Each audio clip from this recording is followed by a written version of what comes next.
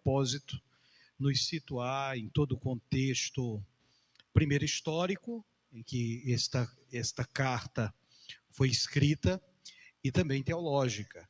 Essa, como nós vimos, a epístola de Paulo aos Romanos é o mais longo e significativo tratado sobre o Evangelho, escrito por Paulo, aquele que era Saulo, natural de Tarso, um rabino, um fariseu que via os seguidores de Jesus como uma ameaça e por isso via a necessidade de persegui-los por isso.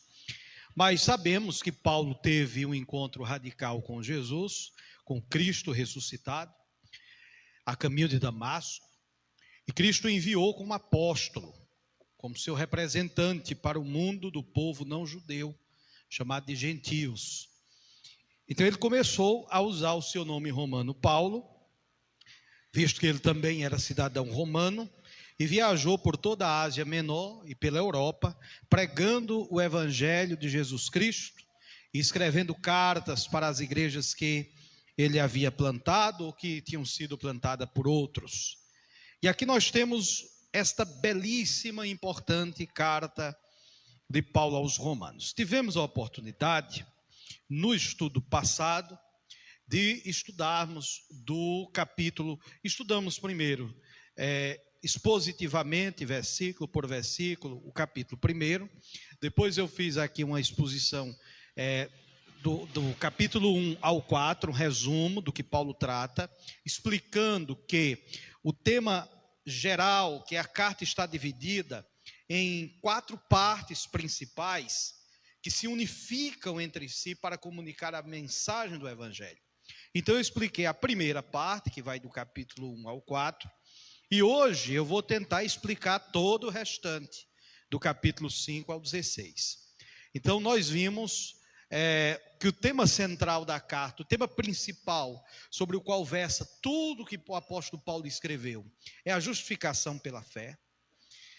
O pecador é justificado pela fé, desde quando? Desde sempre.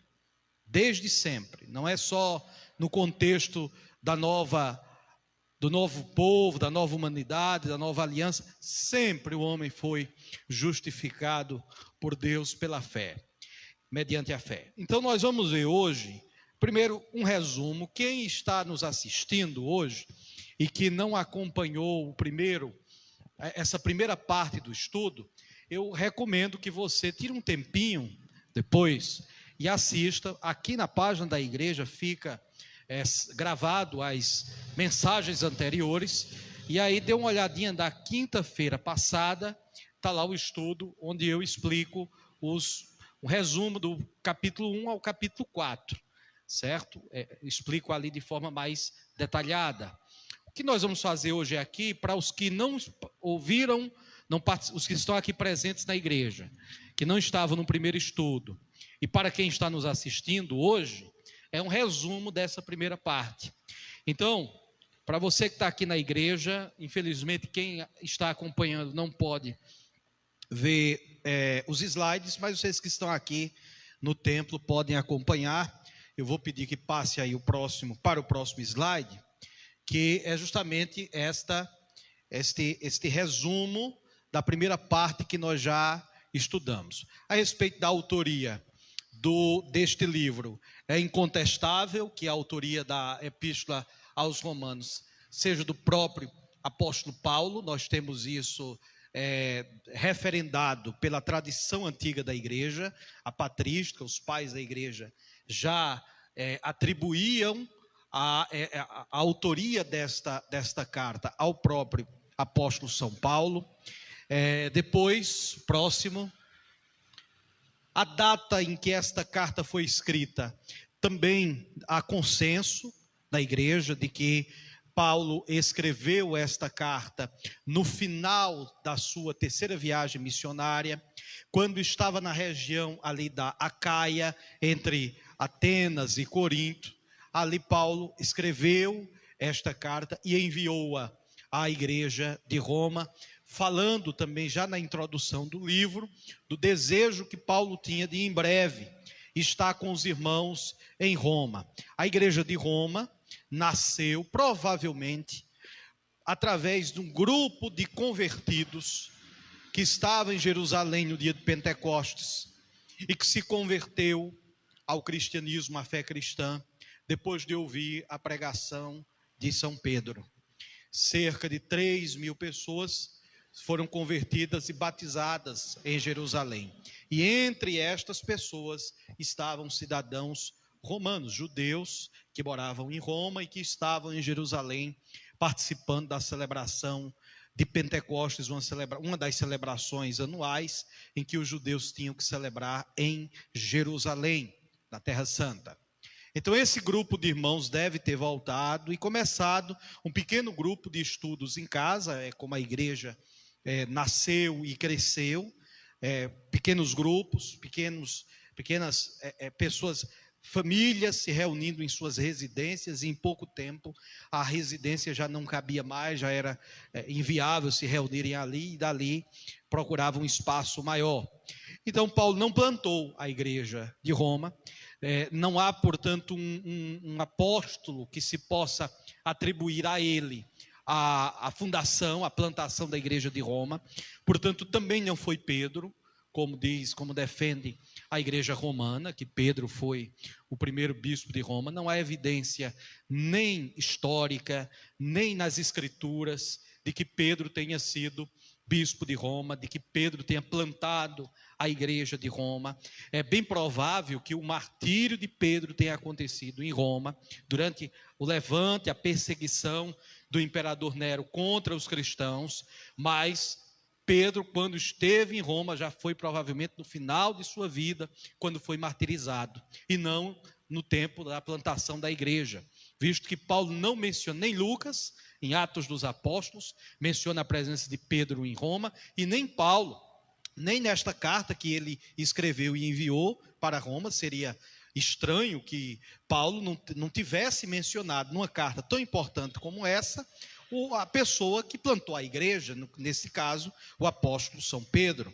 Então, não foi Pedro que plantou a igreja de Roma, também não foi Paulo, não foi provavelmente nenhum dos apóstolos, e sim um grupo de irmãos independentes que saíram de Jerusalém e levaram no seu coração a chama do Espírito Santo e a convicção de que Jesus Cristo era o Messias. E ali começaram a igreja. Então Paulo enviou esta carta quando estava terminando a sua terceira viagem missionária, intentando ir depois da Páscoa, que ele queria celebrar a Páscoa, depois não deu tempo, adiou para Pentecostes, queria estar em Pentecostes em Jerusalém, celebrar essa festa com seus irmãos judeus e de lá ir para Roma. Mas sabemos, pelo estudo de Atos, que isso demorou mais de 3 anos para poder se concretizar esse projeto do apóstolo Paulo, mas se cumpriu conforme Deus havia comunicado a ele, que ele iria testemunhar a respeito de Jesus também em Roma. Então, o resumo aqui são, o que vocês estão vendo aí, são os 4 pilares sobre os quais se apoia a teologia de São Paulo em Romanos. Então, se você quer compreender Romanos, sem cochilar, você precisa entender esses 4 pilares aqui, para você entender, a partir de hoje, ao fazer a leitura de Romanos, entender do que Paulo está tratando. Do capítulo 1 ao capítulo 4, que foi o estudo passado, o apóstolo Paulo nos diz que o Evangelho revela a justiça de Deus. O apóstolo Paulo apresenta o Evangelho, logo no capítulo 1, Paulo vai dizer que o Evangelho é o poder de Deus. Como o Evangelho revela o poder de Deus? Revela a justiça de Deus. Depois do capítulo 5 ao 8, Paulo vai tratar desse outro tema. Veja, são 4 temas que são desenvolvidos ao longo de toda a epístola. Então não são temas separados, mas temas paralelos. A segunda parte, do capítulo 5 ao 8, Paulo diz que o Evangelho cria uma nova humanidade. Porque o Evangelho é o poder de Deus, que revela a justiça de Deus. Ele cria uma nova humanidade. Em seguida, do capítulo 9 ao 11, Paulo vai mostrar, no desenvolvimento desses capítulos do 9 ao 11, que o evangelho cumpre a promessa de Deus a Israel. Como? É esse evangelho que vai unificar a igreja. Unificar a igreja entre judeus e gentios. Os judeus que, mediante a pregação do evangelho, creem em Jesus, igualmente os gentios. A igreja, portanto, é formada por... A igreja ela é multicultural ou multiétnica. Ela é formada por judeus e gentios, posto que esta é a imagem da nova aliança. Na antiga aliança, o povo era um povo só, de uma só etnia, eram os judeus. E Paulo vai explicar bem isso no desenvolvimento dessa carta. Então preste atenção, você que está me assistindo, você que está aqui, para você entender Romanos, você tem que entender, ao ler qualquer um desses capítulos, do que é que Paulo está falando. Qual é o contexto teológico, histórico, que Paulo está tratando nestes capítulos. Por isso nós dizemos que são os 4 pilares, as 4 bases, sobre as quais está alicerçado a epístola de São Paulo aos Romanos. Agora sim, nós podemos ver o tema central da epístola, justificação pela fé. Paulo leva 16 capítulos, o maior tratado teológico do Novo Testamento, para falar só sobre esse tema, justificação pela fé. Não foi à toa que a leitura, que o estudo desta epístola causou impacto na vida dos grandes santos da história da igreja, e grandes homens e mulheres de Deus foram levantados de tempos em tempos para uma reforma na igreja, mediante o exame e o estudo da epístola aos Romanos. Começando pelos pais da igreja, Santo Agostinho amava a epístola aos Romanos, escreveu também comentários a respeito de Romanos. No século XVI, chegamos ao século XVI, com Martinho Lutero, que era um monge agostiniano, que tem o seu processo de conversão mediante o estudo da epístola aos Romanos. Depois Calvino, Zwinglio e tantos outros reformadores da igreja, até chegarmos ao século XX, o século em que as publicações de obras era bem mais ágil do que nos séculos passados, onde nós vimos uma grande gama, temos à nossa disposição uma gama enorme de publicações, de comentários bíblicos a respeito da epístola aos Romanos. Ou seja, há mais comentários bíblicos sobre Romanos do que sobre qualquer outro livro da Bíblia. O Dr. David Martyn Lloyd-Jones, o maior evangelista do século passado, o maior evangelista congregacional do século passado, pregador confessional em inglês, era médico, deixou a medicina por uma convicção firme de que Deus o queria no púlpito, trocou o bisturi pelas escrituras, pela Bíblia, e foi para o púlpito pregado, onde pregou até a sua velhice. David Martyn Lloyd-Jones começou a pregar Romanos em sua igreja, em sua comunidade, sem pressa e sem pretensão de estipular um tempo para terminar. E ele se demorou mais de 6 anos pregando só Romanos, o que resultou em 12 volumes comentados por ele do livro de Romanos, da epístola, da carta de Paulo aos Romanos. Então é uma epístola riquíssima. E qual é o tema central? O tema é aquilo que Lutero dizia que é o fundamento sobre o qual a igreja se apoia. Se tirou essa doutrina da igreja, a igreja rui, a igreja desaba. Vejam, a igreja católica romana, nós sabemos que a igreja católica romana, na época, não aceitou dialogar com Martinho Lutero, excomungou Lutero.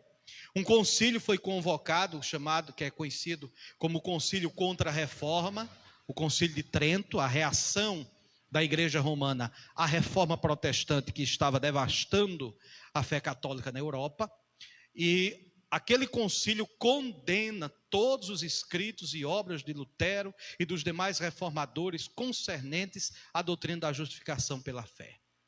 Passaram-se quase 500 anos para no ano 2000 a Igreja Católica, junto com o presidente da Confissão Luterana Mundial, assinarem um tratado, um tratado mútuo, as duas igrejas, reconhecendo que a doutrina da justificação defendida por Martinho Lutero era verdadeira. Sob o pontificado do Papa João Paulo II. Eu tenho esse documento em casa e foi, portanto, reconhecido, quase 500 anos depois, que Lutero estava certo. Mas a igreja continua defendendo a justificação pela fé, mas não somente pela fé. Então a igreja diz: está certo, Lutero estava certo, essa doutrina de fato tem que ser ensinada na igreja, mas não sola fide. É a fé mais outras coisas, as obras, indulgências, e por aí vai. Então, justificação pela fé é o tema central. Toda a epístola Paulo vai tratar sobre esse tema. Leia Romanos à luz desse assunto. O pecador, o homem, qualquer pessoa é justificado perante Deus mediante a fé. Qualquer ser humano só pode ser justificado diante de Deus pela fé, somente pela fé. Como vimos no estudo anterior, aqui está o resumo no telão, para quem está na igreja está vendo, quem está em casa é só assistir o vídeo anterior, do capítulo 1 ao 4. Resumo, capítulo 1. Toda a humanidade está presa no pecado, é indesculpável diante de Deus e precisa ser resgatada. É disso que Paulo trata no capítulo 1, onde ele mostra ali o estado deplorável em que se encontra a humanidade, presa no pecado. No capítulo 2, Paulo vai falar que o resgate não acontecerá tentando obedecer às leis da Torá. Porque termina o capítulo 1, Paulo falando do estado deplorável em que se encontrava o mundo, e o mundo ali que Paulo se refere é o mundo dos gentios. E aí, se alguém lesse, se um judeu lesse só o capítulo 1 da Epístola de São Paulo, pensaria: nós estamos em vantagem. Porque nós não somos assim como esses ímpios. Nós temos a lei, nós obedecemos a lei. E aí Paulo já quebra esse argumento no capítulo 2, mostrando que o resgate não acontecerá tentando obedecer às leis da Torá. Que os judeus são tão culpados, indesculpáveis diante de Deus, quanto os gentios. Porque os mesmos pecados, a natureza dos pecados listados por São Paulo ali no capítulo 1 de Romanos, que vai de idolatria, avareza, promiscuidade, fornicação, adultério, roubo, todos aqueles pecados têm uma origem. E a origem de todos esses pecados está na idolatria. O orgulho humano, a soberba humana levou o homem a deixar de adorar a Deus para adorar a seres com aparência de répteis, quadrúpedes, seres que eram ídolos daquela época, passaram a adorar esses seres no lugar de Deus, passaram a adorar a criatura ao invés de adorar o Criador. Então a natureza desses pecados que os gentios cometiam e que um judeu não cometia, posto que ele tinha a lei que dizia que essas coisas eram pecado, ele não podia fazer aquilo, muitos desses pecados passíveis até de pena capital, a natureza desses pecados era a mesma, a idolatria. Israel também praticou esse pecado. Lá na frente, na continuação, Paulo vai dar o exemplo do bezerro de ouro que eles adoraram quando estavam já no deserto, quando Moisés estava no céu, quando Moisés estava no monte, trazendo a lei, recebendo de Deus a lei para trazer para o povo já tinha se prostituído com a idolatria, já tinham cometido o pecado da prostituição espiritual, tinham confeccionado um bezerro revestido de ouro e estavam adorando. Então o pecado era o mesmo. Logo, os judeus não estão em vantagem em comparação com os cristãos, são indesculpáveis igual os cristãos não, os gentios, igual os gentios. Capítulo 3, a justiça de Deus resgatou o mundo através do sacrifício de Jesus. Então, que resgatou a humanidade, Paulo está falando aqui de toda a humanidade, tanto judeus quanto gentios, foi o sacrifício de nosso Senhor Jesus Cristo na cruz. Porque ele foi o homem perfeito.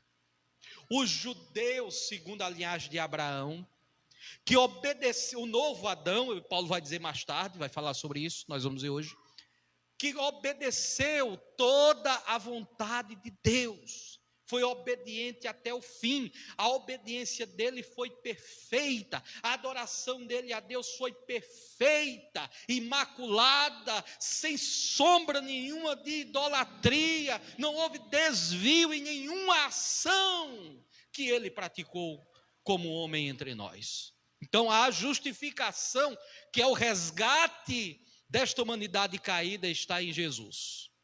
E no capítulo 4, Cristo fez isso, obedecendo ao Pai, para cumprir a vontade do Pai, para criar uma nova família multiétnica de Abraão, baseada na fé. A fé de Abraão, a mesma fé de Abraão, que o justificou, para formar o seu próprio povo da nova aliança. Esse povo da nova aliança, conforme vemos, ele é formado tanto por judeus quanto por gentios, que tem que ter em comum a fé de Abraão, ou seja, a fé em Jesus. Esse é o resumo do que vimos, do que você vai encontrar no capítulo 4, e do 1 ao 4, e que vimos aqui semana passada. O que nós vamos ver hoje, dando continuidade aqui ao nosso estudo, é o seguinte: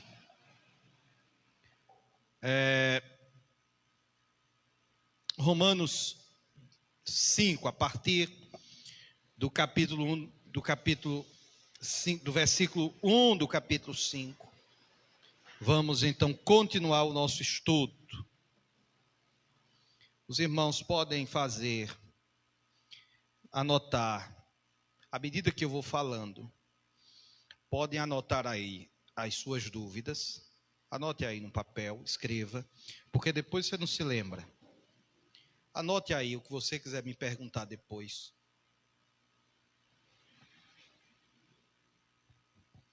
E depois eu respondo a vocês, no final do estudo. E é bom anotar para não esquecer, e também porque eu acredito que ao longo da exposição desse estudo, dessa aula, vocês vão ter já algumas perguntas respondidas ao longo do próprio estudo. Muito bem, quando nós chegamos ao capítulo 5, que é o desenvolvimento de toda a carta, apoia-se sobre esses 4 pilares, que tem como tema central a justificação pela fé. É a partir desse pressuposto que Paulo desenvolveu sua teologia em Romanos para provar como essa realidade deve modificar cada parte da nossa existência. Porque está nessa família que foi gerada mediante o sacrifício de Cristo na cruz.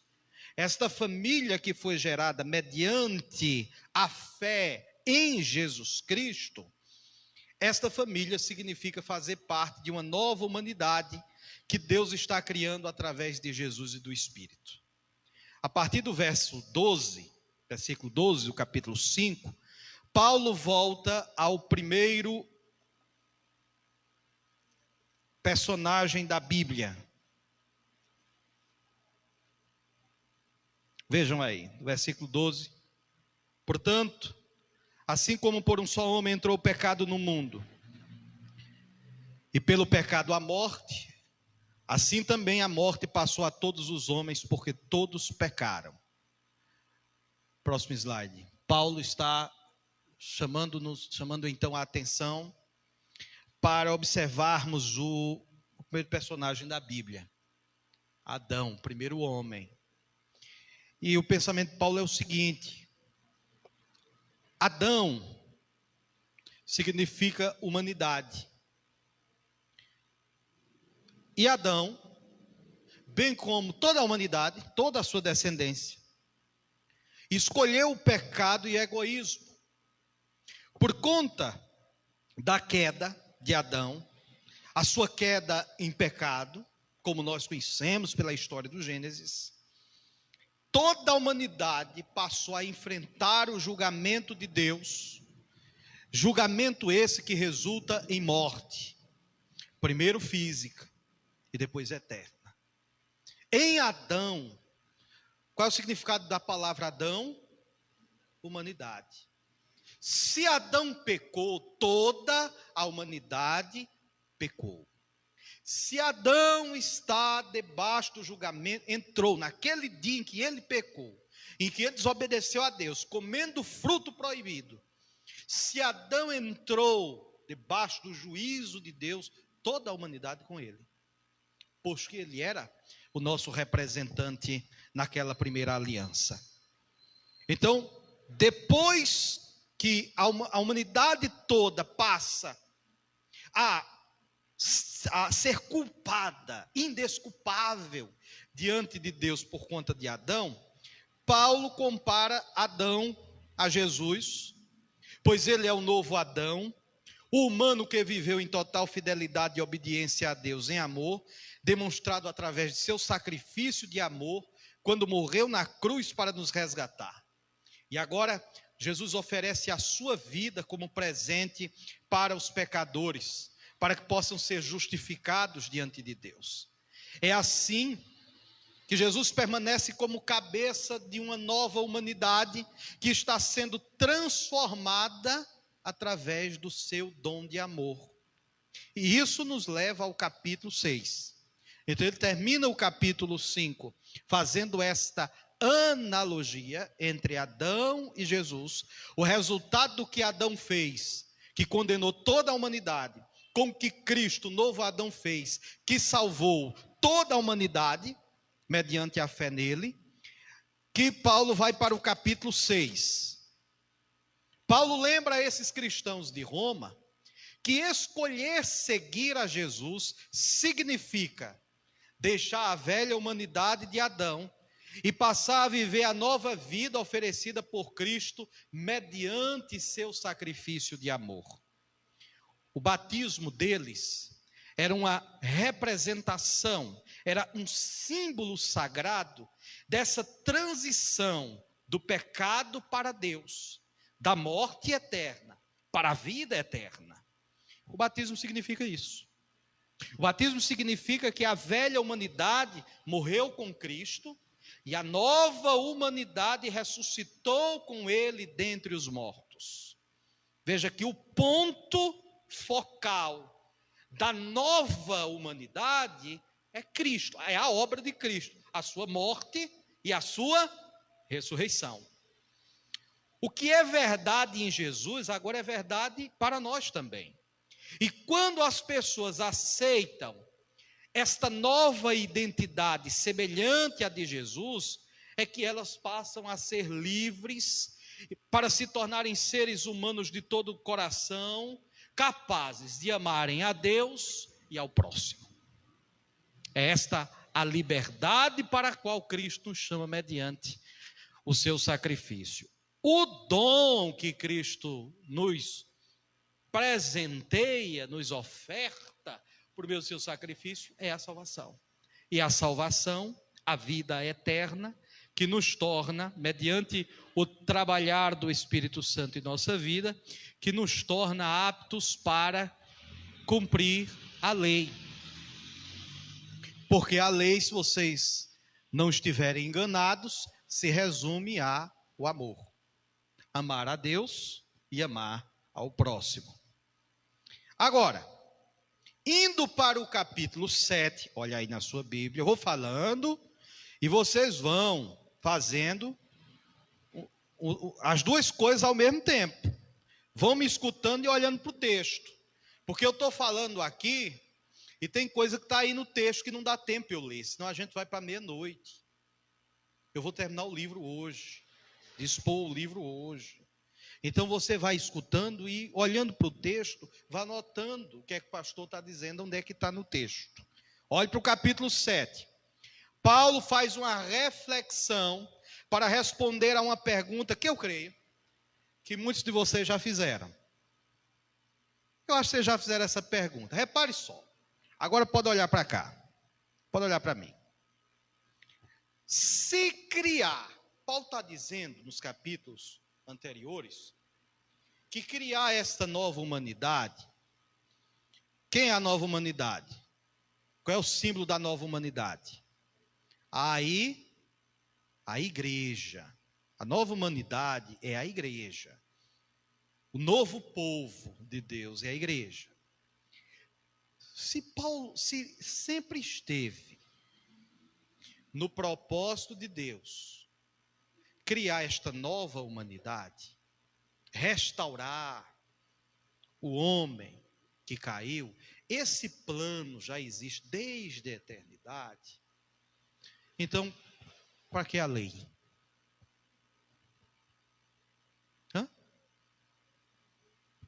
Por que a lei?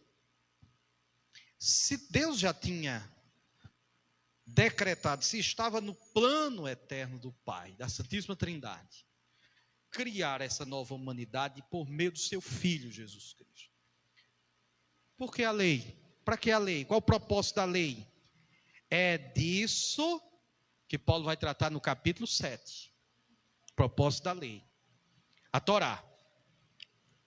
Escute só, repare só, uma informação para você aprender nessa noite. Aprenda uma coisa.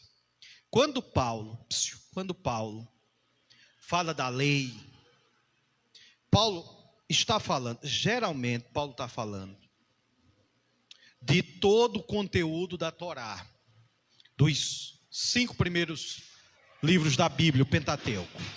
Então é a soma de tudo que é dito, ensinado ali. Geralmente, quando Paulo está falando da lei em seus escritos, em suas cartas, é dessa lei que Paulo está falando.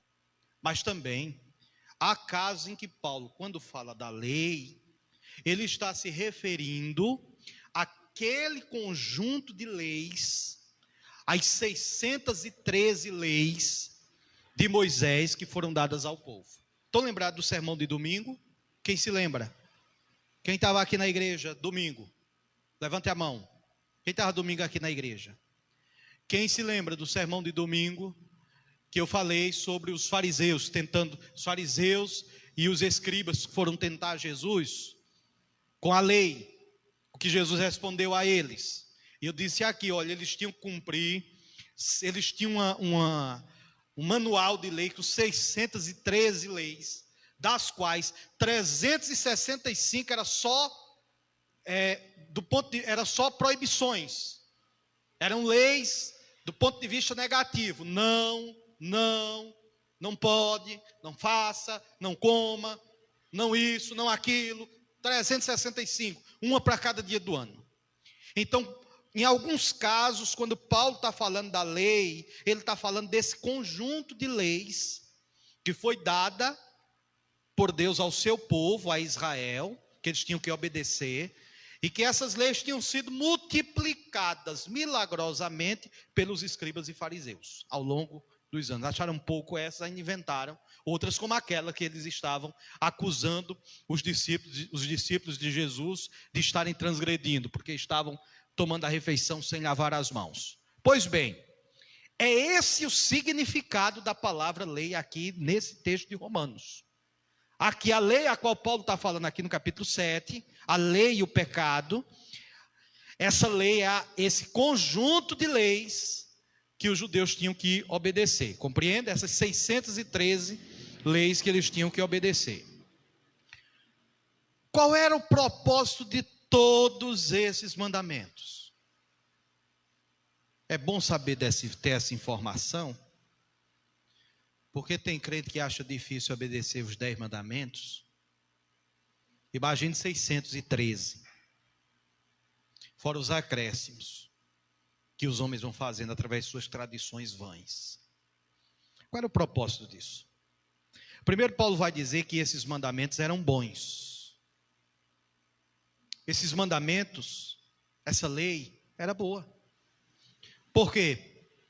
Porque eles revelavam o caráter, pode deixar aí, eles revelavam o caráter de Deus para como Israel deveria viver. Mas se você ler a Torá, o Pentateuco, você vai ver que Israel quebrou todos esses mandamentos. E não foi uma vez só, não. Várias e várias vezes. Geração após geração. Exílio após exílio. O povo continuava desobedecendo a Deus. Quanto mais leis eles recebiam, mais eles desobedeciam, repetindo o pecado de Adão e se rebelando contra Deus. Assim, mesmo quando deu ao povo regras morais específicas para obedecer, isso não resolveu o problema do pecado no coração pecaminoso do homem. Porque quanto mais leis eram criadas, eram dadas, mais se repetia a desobediência do povo. A dureza do coração deles era tão grande, que a lei não estava servindo para outra coisa, senão para condená-los. Por isso Paulo vai dizer aqui no versículo 7, que diremos, pois? A lei é pecado? De modo algum. Mas eu não teria conhecido o pecado, senão por intermédio da lei. Pois não teria eu conhecido a cobiça, se a lei não dissesse, não cobiçarás. Então, há um propósito da lei de evidenciar quão pecadores nós somos. Agora veja, paradoxalmente, essas regras tornaram Israel ainda mais culpado. Paulo vai dizer aqui que por conta da lei, Israel era mais culpado do que os gentios que não tinham lei. Porque a gravidade do pecado está na lei. O Paulo está dizendo aqui. Se não existisse lei, logo não existiria pecado. Aonde não há regra, tudo é, onde nada é proibido, tudo é permitido. Então, se existe a lei, logo existe o pecado. Por isso Paulo trata aqui.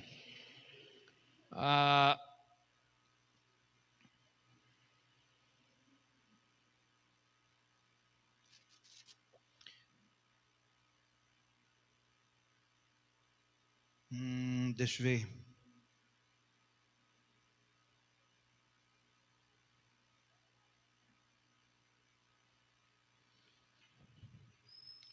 Eu estava procurando aqui outro versículo, mas eu vou prosseguir aqui no estudo do texto. Mas é isso que o texto, que esse capítulo trata.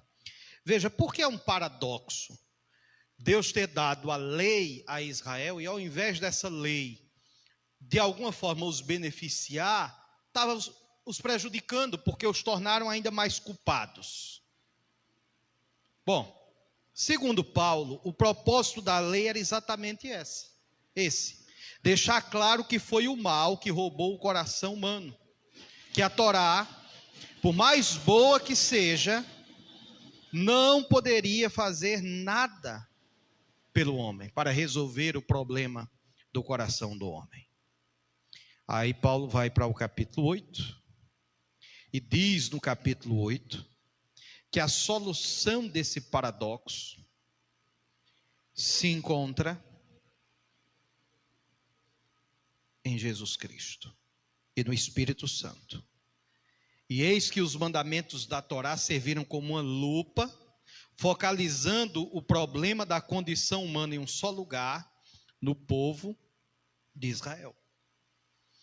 Mas agora o representante de Israel, Jesus, o Messias, pagou com seu próprio sacrifício e lidou com o problema do pecado através de sua morte e ressurreição. Pode voltar.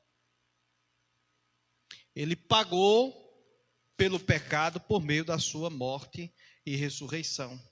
E agora o que Jesus faz? Ele libertou seu espírito em uma nova família para transformar seus corações de modo que eles possam realmente cumprir todos os mandamentos da Torá. Isso mesmo, por meio do seu sacrifício na cruz, da sua ressurreição. Através do novo nascimento, Cristo nos torna aptos para cumprir toda a lei, toda a Torá, não só os 613, bote mais, mediante o Espírito de Deus que habita em nós como novas criaturas, somos aptos para isso. Como? Você me pergunta. A Torá foi resumida por Cristo, sintetizada em amar a Deus sobre todas as coisas e ao próximo como a si mesmo. Vocês estão vendo para onde Paulo está caminhando? Quem já entendeu aqui? Eu vou fazer uma pausa, que eu fiquei curioso agora. Até esse ponto do estudo, vocês entenderam para onde Paulo está caminhando? Onde Paulo está querendo chegar? Alguém aqui já percebeu? Vamos recapitular uma coisa da introdução? Por que Paulo escreveu essa carta para a igreja de Roma? Quem se lembra? Quem se habilita a responder essa? É fácil. Por que Paulo escreveu Romanos?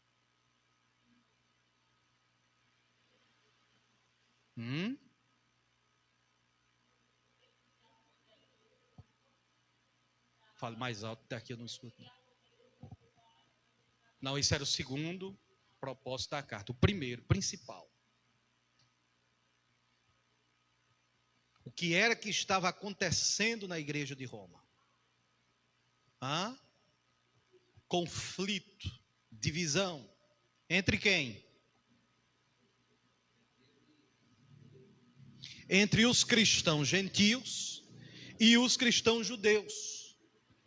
Porque durante 5 anos, os judeus foram expulsos de Roma, mesmo os convertidos, foram expulsos de Roma. E durante 5 anos, a igreja de Roma, dos gentios, que ficaram, sem influência dos judeus, começaram a seguir suas vidas sem aqueles costumes, aquelas práticas judaicas. Principalmente com relação à alimentação e ao sábado. Até que os judeus voltam. 5 anos depois, quando o édito do imperador é revogado, aí eles voltam. E quando voltam, encontram os cristãos, os crentes de Roma, adorando no domingo, indo para cultuando ao Senhor no domingo, comendo todo tipo de alimento e se escandaliza. Não, a circuncisão já não era mais problema nessa época. Não, esse grupo não, porque já havia se passado já alguns anos, desde que o concílio de Jerusalém já tinha acabado com essa questão da circuncisão. Mas a questão do sábado e dos alimentos considerados impuros ainda estava ali presente. E isso dividiu a igreja, os judeus com os gentios. Aí Paulo envia a carta para isso. Aí eu vou reformular a pergunta. Você está entendendo aonde Paulo quer chegar e vai chegar na sua carta? Entenderam? Quem entendeu, levante a mão. Dani entendeu? Diga aí, para ver se você entendeu mesmo.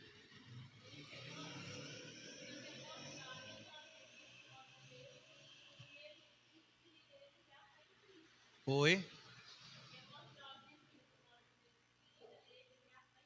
Sim, isso também. Mas tem uma coisinha que Paulo já cutucou aqui. Tem umas alfinetadas aqui que Paulo já deu na carta.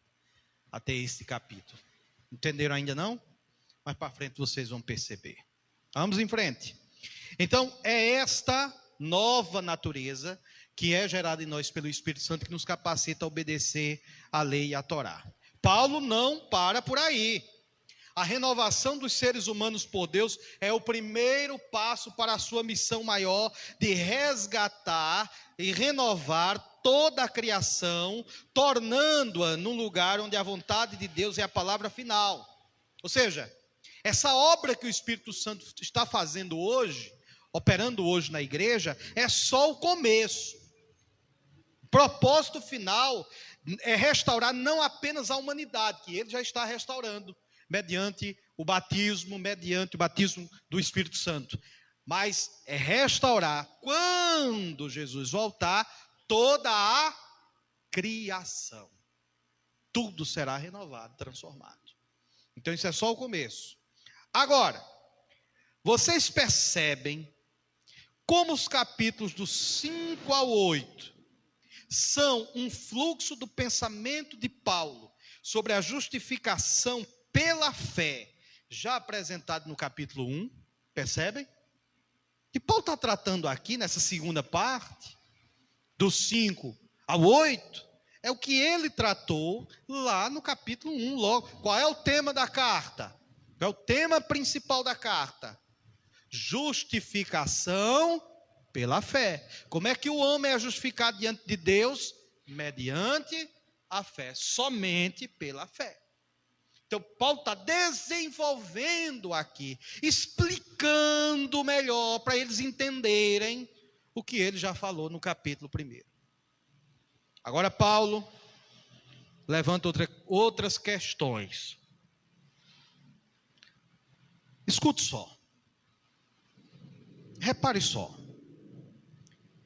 Se tudo isso foi o objetivo de Deus desde o princípio, qual é a situação atual dos companheiros israelitas de Paulo que não reconhecem Jesus como Messias? Imagine um judeu lendo essa carta de Paulo naquele tempo. De um judeu, fariseu, um rabino, que tornou-se agora seguidor desse Jesus, que reconhece ele como Messias. Está querendo dizer o quê? Qual é o lugar, então, nesse plano, nessa história de Israel, daqueles que não creem em Jesus? Se ele está dizendo, o que é que Paulo disse até agora? Que a salvação é mediante a fé em Jesus, somente pela fé em Jesus. E quem não crê em Jesus? E os judeus, que são descendência de Abraão, que receberam em Abraão as promessas que Deus fez a Abraão. Essas promessas não são para Abraão e toda a sua descendência, e não é eterna essa promessa? O que é que acontece com ele? Imagina um judeu lendo e depois pergunta, e eu nessa história aí, eu vou fazer o quê? Como essa história cumpre as promessas de Deus para eles? Bom, preste atenção numa coisa. Você já leu o capítulo 9 de Romanos? Quem já leu aqui o capítulo 9 de Romanos? Levante a mão quem já leu Romanos 9. Você entendeu Romanos 9 quando você leu a primeira vez? Poucas pessoas entendem. Aliás, não só o capítulo 9, qualquer parte dessa epístola, sem um estudo mais aprofundado do texto. Mas, principalmente o capítulo 9, tem sido usado, muitas vezes de forma equivocada, fora de contexto. Tem muita gente assassinando a hermenêutica ao ler o capítulo 9 de Romanos fora desse contexto e aplicar, do seu jeito, do seu modo.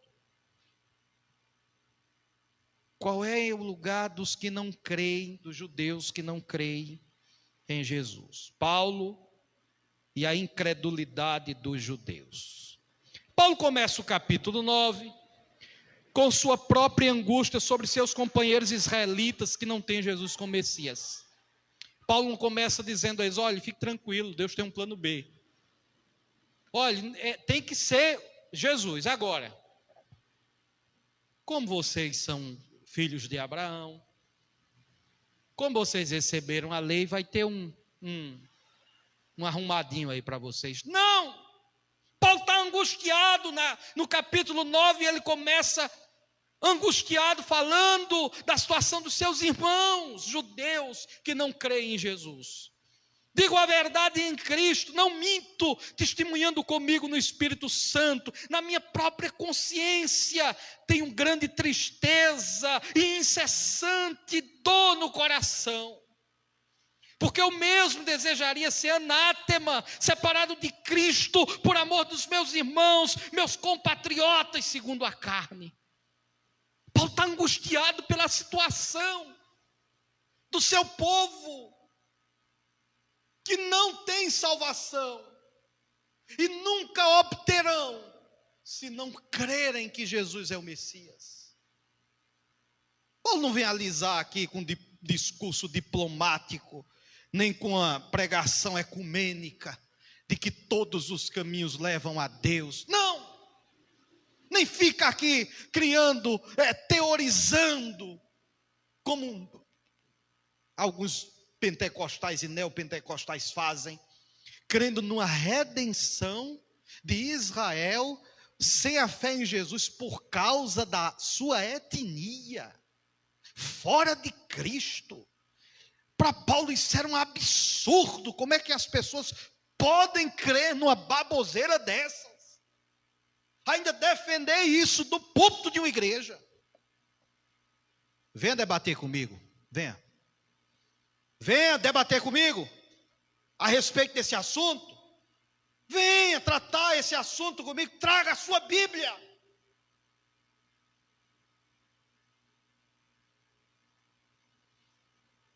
Paulo está angustiado falando justamente dessa situação, dessa condição.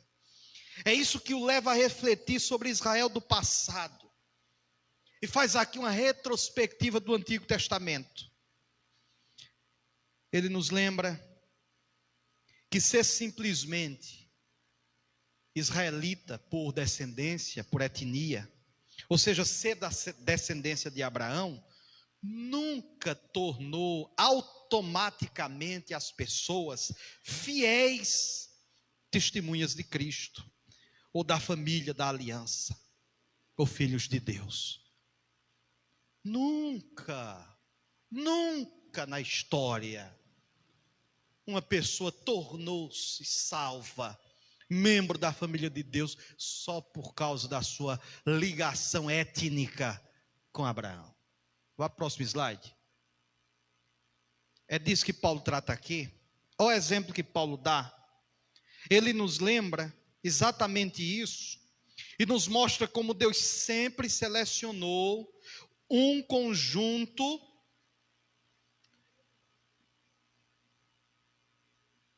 da família de Abraão para seguir a linha da promessa. Veja aí nos versos do 6 ao 13. Capítulo 9, do 6 ao 13, Paulo vai falar justamente sobre isso. Escolheu Isaac, rejeitou Ismael. Escolheu Jacó, rejeitou Esaú. Ora, todos não eram filhos?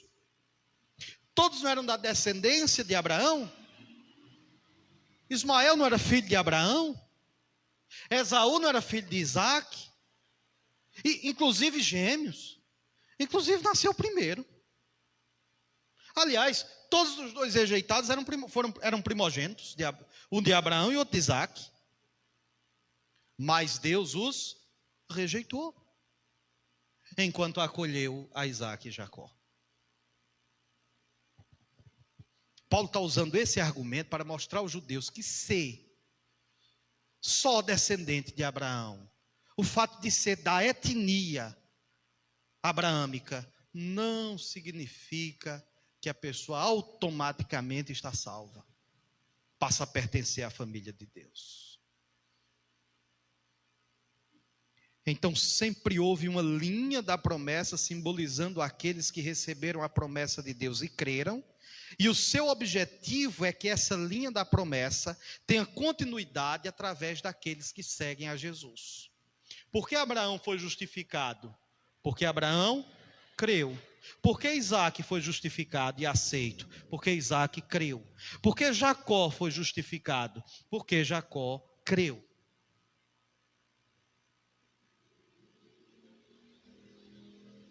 Ou seja, a doutrina é a mesma. Paulo não está desenvolvendo uma nova doutrina para a igreja, para a nova criação. A doutrina de Paulo é bíblica, está alicerçada na Torá. Bastava eles lerem, sem os olhos da carne, lerem com os olhos do Espírito e entenderem isso. Na verdade, Paulo faz uma recapitulação de vários eventos aqui da história, e depois vai, aqui veja no verso 12 do capítulo 9, já fora dito a ela, o mais velho será servo do mais novo, como está escrito, amei Jacó, porém me aborreci de Esaú. Que diremos, pois, a injustiça da parte de Deus? De modo nenhum. Quando Paulo já pressupõe que alguém vai dizer, Deus é injusto. Como é que Deus pode escolher um e não escolher o outro? Se os dois eram filhos do mesmo pai, e se todos esses eram descendentes de Abraão, e a promessa a Abraão? De abençoar, de que em Abraão todas as famílias da terra seriam abençoadas. A injustiça da parte de Deus, Paulo já responde, de maneira nenhuma. De jeito nenhum, a injustiça da parte de Deus. Pois ele diz a Moisés, estou no verso 15, viu? Olha aí na sua Bíblia. Estou no verso 15. Terei misericórdia de quem me aprover ter misericórdia e compadecer-me-ei de quem me aprover ter compaixão. Numa tradução mais clara, eu terei misericórdia de quem eu quiser. E eu terei compaixão de quem eu quiser ter compaixão. Assim, pois, não depende de quem quer ou de quem corre, mas de usar Deus a sua misericórdia. Você está entendendo? Qual é a vantagem de um judeu, só por ser judeu, só por ser descendência de Abraão, com relação a um gentio que não tem nada a ver com Abraão? Qual é a vantagem do judeu? Nenhuma. Agora, qual é a desvantagem? Ter a lei como testemunha de sua incredulidade. Vantagem nenhuma. Agora, desvantagem ele tem com relação ao gentio. Porque os gentios não têm a lei, não receberam de Deus a lei, a Torá, eles receberam e ainda rejeitam a Cristo.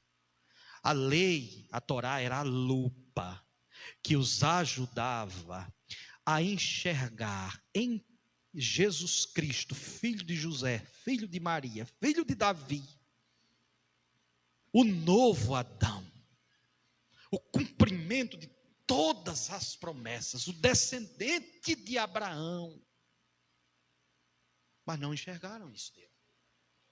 Até hoje, a dureza no coração deles com relação a isso. Aí ele continua aqui no capítulo 9, usando agora no verso 17 o exemplo de Faraó. Porque a Escritura diz a Faraó, para isso mesmo te levantei, para mostrar em ti o meu poder, para que o meu nome seja anunciado por toda a terra. Logo, tem ele misericórdia de quem quer e também endurece a quem lhe apraz. Paulo está dizendo aqui, está citando Êxodo, citando um texto canônico, escrito por Moisés, que quem levantou Faraó, aquele miserável do Faraó, para castigar o povo de Israel, os hebreus no Egito, foi Deus.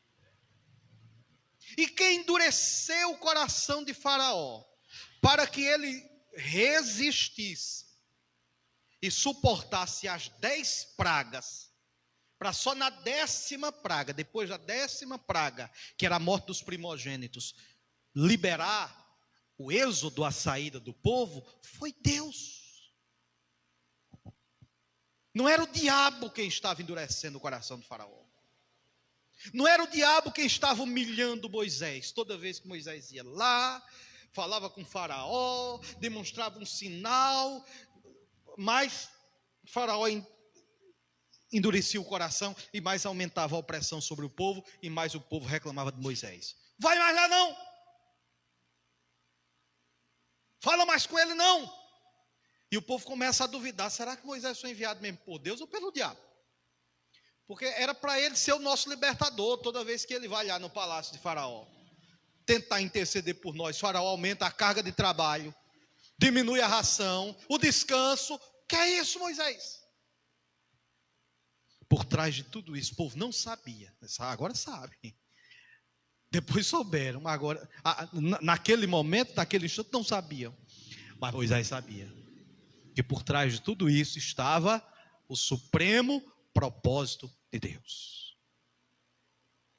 Os planos de Deus a nosso respeito são maiores do que os nossos.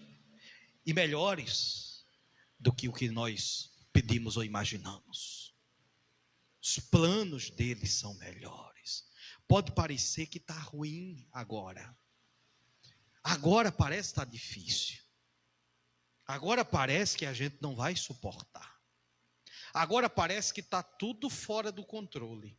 Feito um trem desgovernado. Não do controle de Deus. Ele mantém todas as coisas na palma de sua mão, sob o controle da sua vontade. Em toda a história, vejam Deus regendo cada capítulo da história.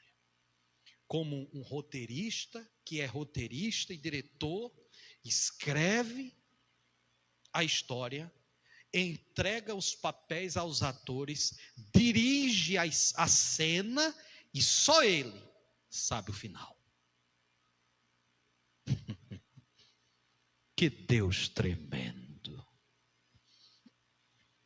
Então, Paulo faz esta reflexão, e aí chegamos no capítulo 10, com Paulo falando qual é a situação de Israel no presente. E agora? Qual é a situação agora de Israel? A razão pela qual muitos israelitas rejeitam a Jesus é porque eles estão baseando sua relação de aliança com Deus no desempenho dos mandamentos da Torá. E muito tristemente eles não reconhecem o que Deus fez através de Jesus para criar uma nova família da aliança baseada na fé. E assim Paulo pergunta no capítulo 11, qual é o futuro de Israel? Deus abandonou Israel? Por causa disso, Deus abandonou o seu povo? Paulo mais que depressa responde, não, de modo nenhum. Há uma multidão de judeus, inclusive ele próprio, que reconhece Jesus como Messias. Mas há muitos que não o reconhecem. Mas Deus tem sido capaz de usar a sua rejeição para os seus próprios propósitos.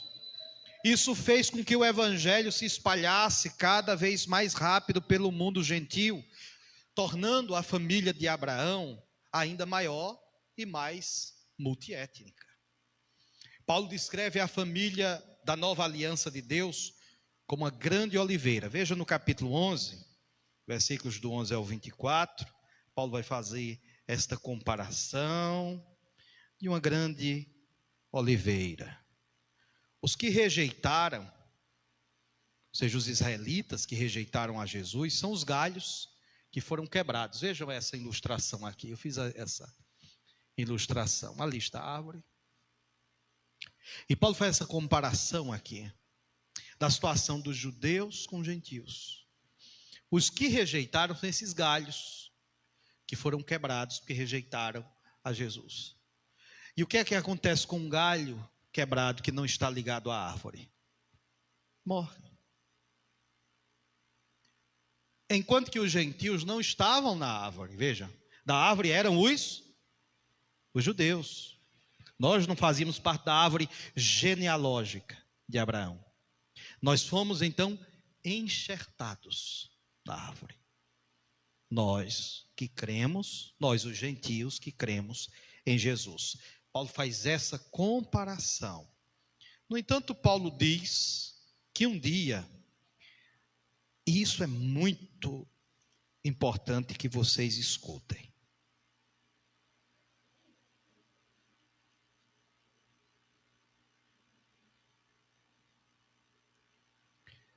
Paulo diz aqui que chegará o dia, isso é assunto escatológico, há debates, teorias sobre isso. Paulo vai dizer aqui que um dia Jesus será reconhecido pelo seu próprio povo. E termina o capítulo sem dar detalhes de como isso irá acontecer. Veja o verso 28 e 29. Veja o que Paulo vai dizer.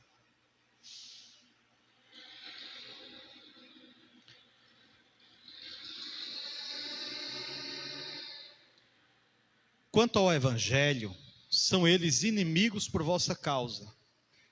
Quanto, porém, à eleição, amados por causa dos patriarcas. Porque os dons e a vocação de Deus são irrevogáveis. Aí Paulo não explica como isso irá acontecer. Se é quando Jesus voltar, se é por meio da pregação do evangelho, se haverá um outro evento. Ele simplesmente encerra, fecha o capítulo com uma belíssima doxologia, dos versos 33 ao 36. Ó profundidade da riqueza, tanto da sabedoria como do conhecimento de Deus! Quão insondáveis são os seus juízos e quão inescrutáveis os seus caminhos! Quem, pois, conheceu a mente do Senhor? Ou quem foi o seu conselheiro? Ou quem primeiro deu a ele para que lhe venha a ser restituído? Porque dele, por meio dele, para ele são todas as coisas. A ele, pois, a glória eternamente. Amém. Ou seja, Paulo está dizendo que tem coisas na mente de Deus que nós não conhecemos, que nós não sabemos.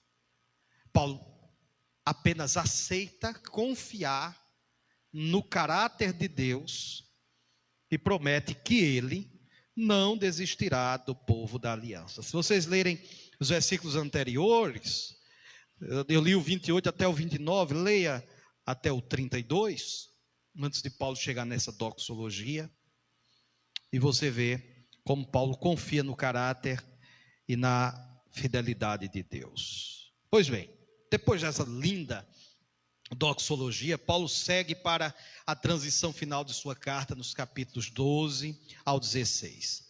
Mas lembrem-se do esboço geral da história.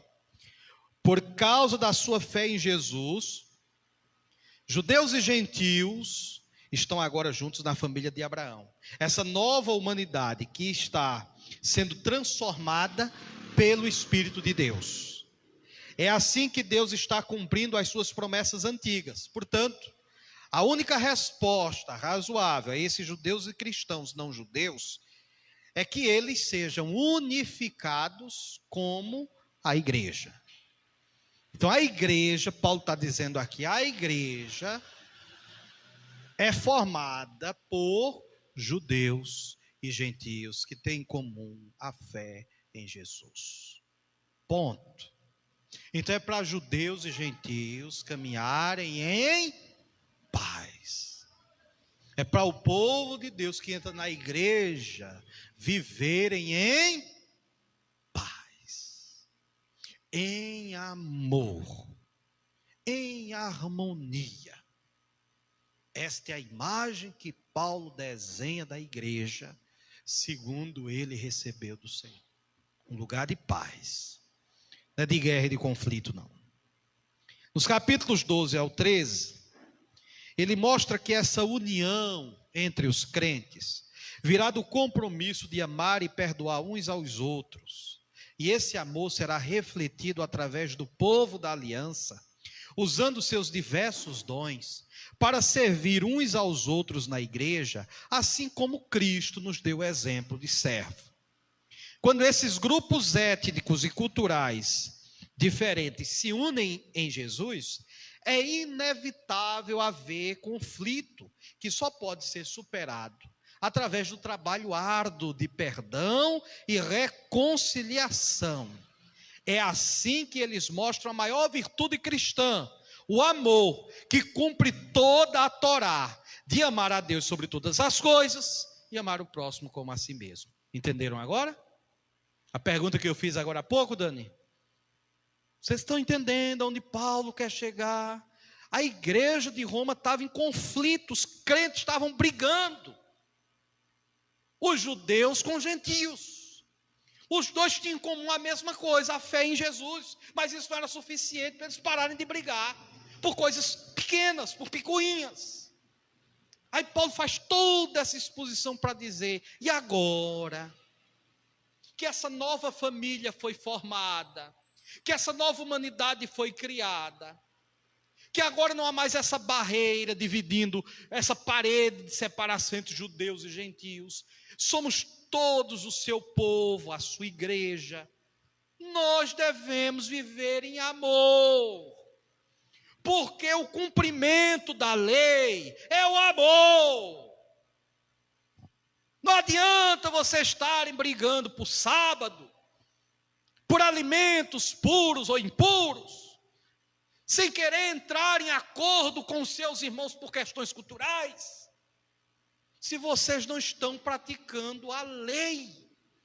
Porque a lei toda se baseia em quê? E que Jesus resumiu a lei? Amar a Deus e ao próximo, ponto final. Vocês estão entendendo? Era aqui que Paulo queria chegar para dizer isso a eles, dentre as preocupações da igreja, dentre os problemas que a igreja estava enfrentando. Parem de brigar. Parem de brigar, deixem ser meninos. Meninos na fé, imaturos. Reconcilie-se com o seu irmão. Peça perdão a seu irmão. Entre em acordo com o seu irmão, com a sua irmã. Viva em paz. Vocês têm um elo em comum que é mais forte do que as diferenças culturais, sociais, étnicas ou qualquer que seja entre vocês. Derrubem essa parede. Derrubem esse muro. Que adianta estar defendendo a lei, princípios isolados da lei, se o principal da lei vocês não cumprem, que é o amor.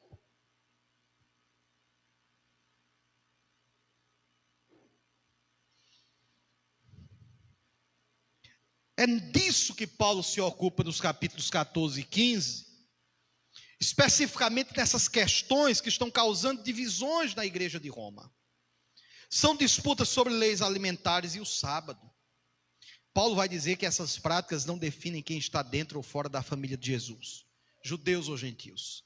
Se essas pessoas diferem sobre essas questões culturalmente importantes, mas não essenciais, elas devem estender graça uns aos outros e respeitar as diferenças umas das outras.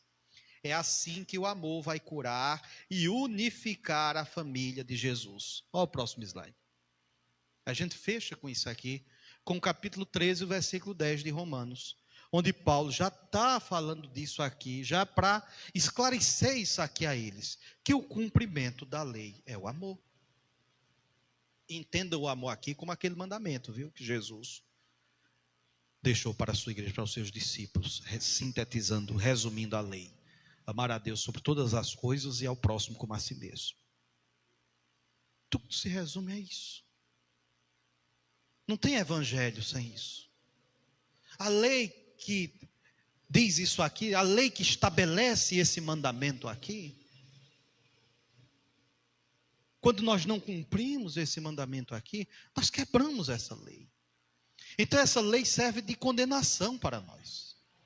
Tanto para os judeus, quanto para nós, cristãos, gentios,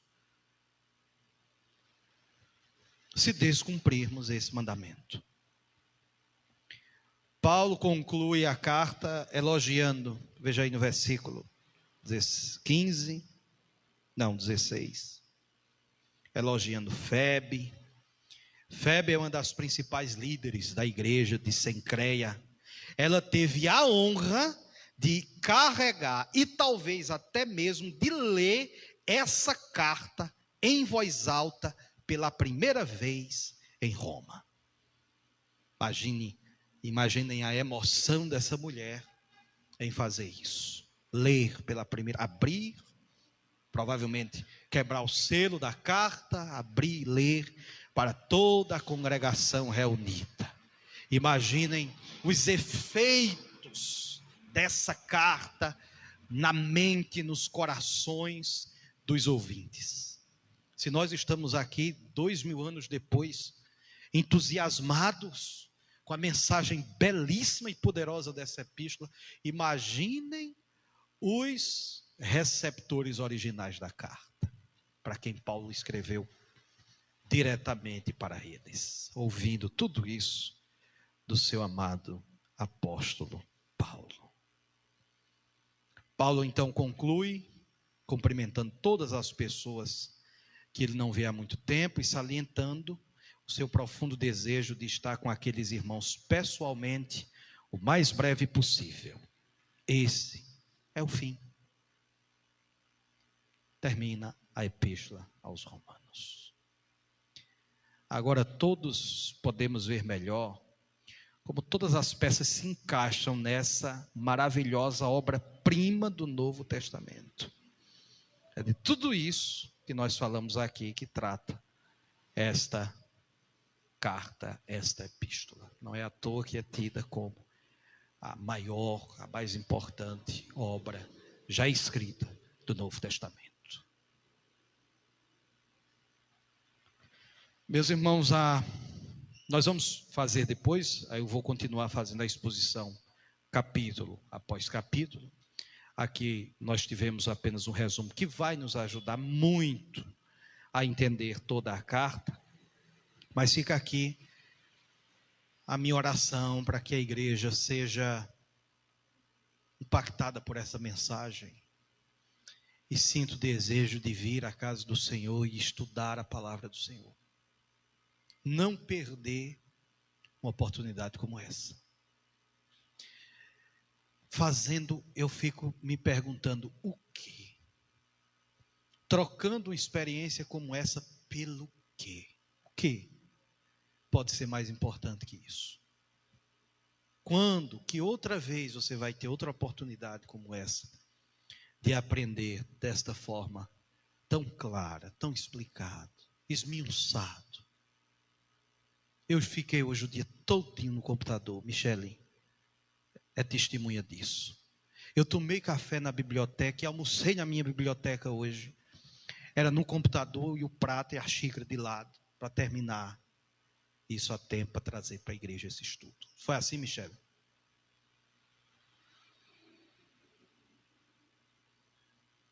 Que a igreja tenha, além dos que estão aqui, os que não vieram, tenham esta mesma motivação, não de escrever, preparar um estudo como esse, mas pelo menos de ouvir, de vir escutar a palavra de Deus.